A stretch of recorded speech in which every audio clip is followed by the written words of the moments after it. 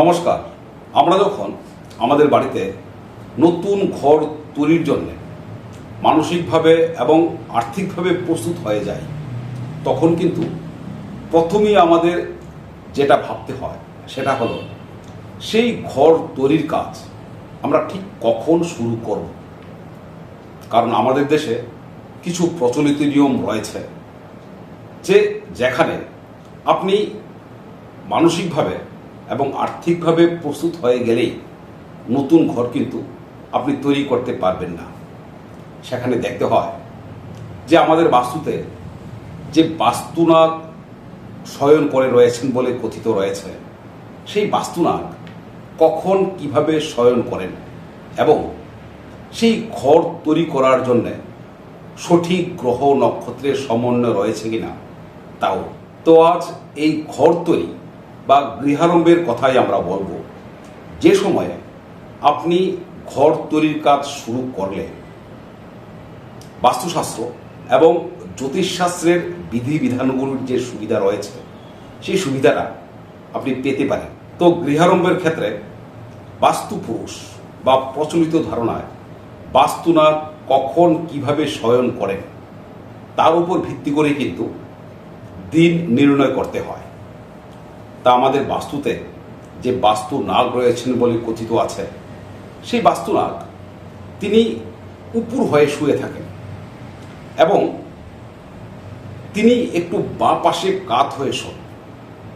তার এই শয়নশৈলীটা কিন্তু বিশেষ গুরুত্বপূর্ণ, কারণ এই শয়নশৈলীটা বুঝতে পারলে আমরা আমাদের বাড়িতে যে গৃহ নির্মাণ বা গৃহারম্ভের কাজ আমরা কখন শুরু করব সেটা কিন্তু আমাদের কাছে একেবারে স্পষ্ট হয়ে যাবে।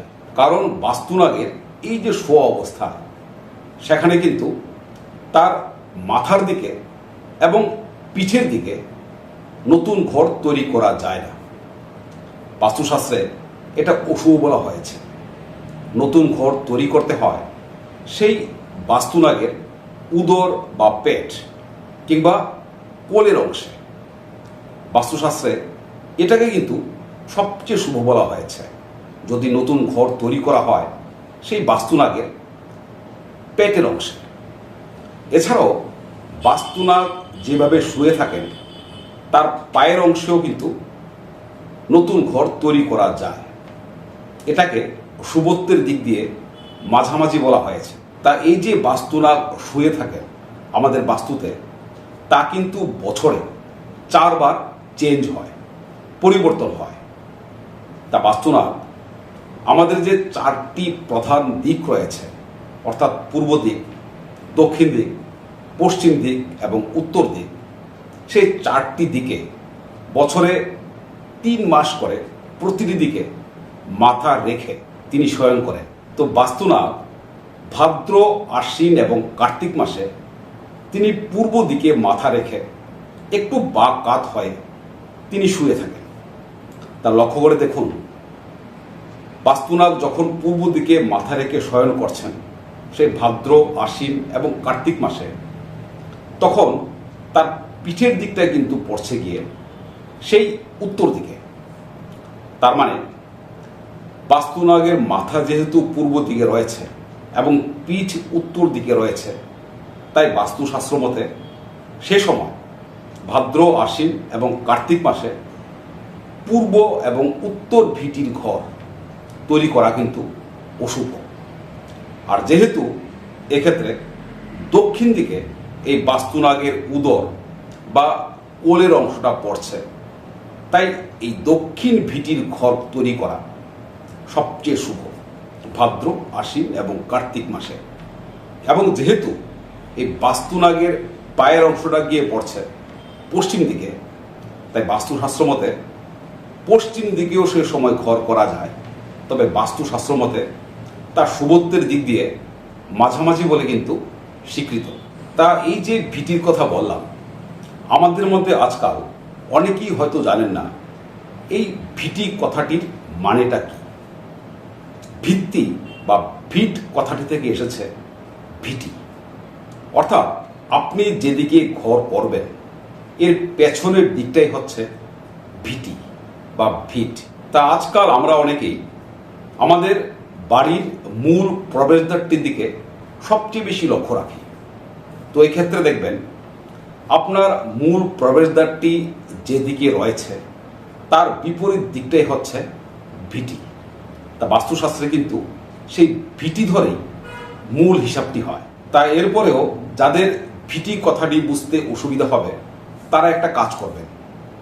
আমরা যেইমাত্র কোনো ভিটির কথা বলবো তখন আপনি এর বিপরীতমুখী যে ঘর সেই ঘরটাকে বুঝে নেবেন, তাতে হয়তো সুবিধা হবে। যেমন আমরা যদি পূর্ব ভিটির কথা বলি তবে আপনি এক্ষেত্রে পশ্চিমমুখী ঘরকে বুঝবেন, কিংবা আমরা যদি উত্তর ভিটির কথা বলি তবে আপনি এক্ষেত্রে দক্ষিণমুখী ঘরকে বুঝবেন, কিংবা দক্ষিণ ভিটির কথা বললে উত্তরমুখী ঘরকে আপনি এক্ষেত্রে বুঝবেন, কিংবা আমরা যদি কোনো পশ্চিম ভিটির কথা বলি তার মানে এক্ষেত্রে আপনি বুঝবেন যে কোনো পূর্বমুখী ঘরের কথা এক্ষেত্রে বলা হচ্ছে। যাই হোক, এবার আমরা আমাদের মূল প্রসঙ্গে ফিরে আসি। আমরা আগে জেনেছিলাম যে ভাদ্র, আশ্বিন এবং কার্তিক মাসে কোন দিকে ঘর করলে শুভ হবে কিংবা কোন দিকে ঘর করলে অশুভ হবে। এবার আমরা জানব অগ্রহায়ণ, পৌষ এবং মাঘ মাসে কোন দিকে ঘর করা শুভ কিংবা কোন দিকে ঘর করলে অশুভ হবে।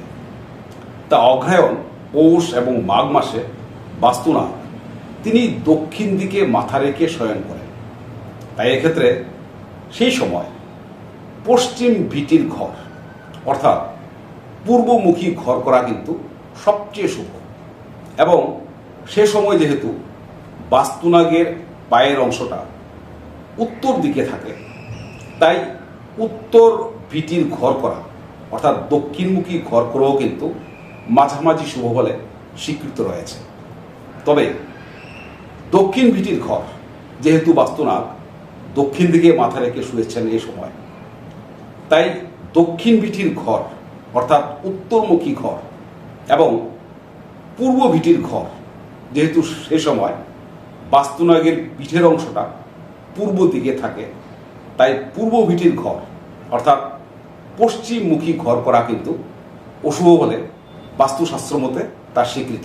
তা এরপরের 3 মাস অর্থাৎ ফাল্গুন, চৈত্র এবং বৈশাখ মাসে সেই বাস্তুনাগ তিনি পশ্চিম দিকে মাথা রেখে তিনি শয়ন করেন। তাই এক্ষেত্রে যেহেতু বাস্তুনাগের কোলের অংশটা সে সময় থাকে উত্তর দিকে, তাই উত্তর ভিটির ঘর করা অর্থাৎ দক্ষিণমুখী ঘর করা এক্ষেত্রে কিন্তু সবচেয়ে শুভ। এবং তার পায়ের অংশ যেহেতু পূর্ব দিকে থাকে তাই পূর্ব ভিটির ঘর করা এ সময় মাঝামাঝি শুভ বলে স্বীকৃত। তবে এই সময় অর্থাৎ ফাল্গুন, চৈত্র এবং বৈশাখ মাসে দক্ষিণ ভিটি এবং পশ্চিম ভিটির ঘর করা কিন্তু অশুভ। তাই এবার আমরা বলি আমাদের হাতে যে শেষ 3টি মাস রইল অর্থাৎ জ্যৈষ্ঠ, আষাঢ় এবং শ্রাবণ মাস, এই 3টি মাসের কথা। এই সময় বাস্তুনাগ তিনি শয়ন করেন উত্তর দিকে মাথা রেখে। এবং লক্ষ্য করে দেখুন, যেহেতু বাস্তুনাগ একটু বাঁ পাশে কাত হয়ে শোন, তাই সে সময় তার কোলের অংশটা থাকে পূর্ব দিকে। তাই সে সময় পূর্ব ভিটির ঘর করা অর্থাৎ পশ্চিমমুখী ঘর করা হচ্ছে সবচেয়ে শুভ। এবং যেহেতু তার পায়ের অংশটা থাকছে দক্ষিণ দিকে, তাই দক্ষিণ ভিটির ঘর অর্থাৎ উত্তরমুখী ঘর করা মাঝামাঝি শুভ বলে স্বীকৃত। তবে এই জ্যৈষ্ঠ, আষাঢ় এবং শ্রাবণ মাসে কিন্তু উত্তরের ভিটির ঘর এবং পশ্চিমের ভিটির ঘর করা কিন্তু একেবারে অশুভ। তাই এতক্ষণ আমরা আমাদের বাড়িতে নতুন ঘর তৈরি করবার জন্য পুরো বছরের হিসাবটা পেয়ে গেলাম যে কখন কোন ভিটির ঘর আমরা তৈরি করব। অর্থাৎ বিভিন্ন দিকে ঘর করবার জন্য আমরা কিন্তু মাসগুলি পেয়ে গেলাম। তো এবার সেই ভিটি নির্বাচন হয়ে যাওয়ার পর আমরা পঞ্জিকায় যে লেখা থাকে যে কখন গৃহারম্ভের জন্য শুভ সময়, সেই শুভ সময় ধরে আমাদের সেই নির্দিষ্ট মাসে নির্দিষ্ট ভিটির জন্যে আমাদের কিন্তু সেই ঘরের তৈরির কাজ শুরু করতে হবে। তো যাই হোক, আজ আমরা আমাদের এই গৃহারম্ভ অর্থাৎ ঘর তৈরির কাজ কখন শুরু করব সে সম্বন্ধে কথা বললাম। আশা করি বছরভরের জন্যে আপনাদের সম্পূর্ণ বিষয়টা স্পষ্ট হয়ে গেছে। তা আমাদের এই কথা আজ আমরা এখানেই রাখছি। পরবর্তী পর্বে আমরা কথা বলবো যে সঠিক সময় যদি না পাওয়া যায়, অর্থাৎ সঠিক মাঠ যদি আমরা না পাই, এমন কোনো কাজ আমাদের থাকে যে কারণে আমরা সঠিক মাসটা আমাদের ঘর তৈরি করার জন্যে আমরা কাজে লাগাতে পারছি না বা পারলাম না, তো সেই ক্ষেত্রে বাস্তুশাস্ত্র এবং জ্যোতিষশাস্ত্রে অন্য কোনো সুবিধা রয়েছে কিনা নতুন ঘর তৈরি করার ক্ষেত্রে, সে কথা আমরা বলব। তো আজ আমাদের এই কথা এখানেই রাখছি। নমস্কার।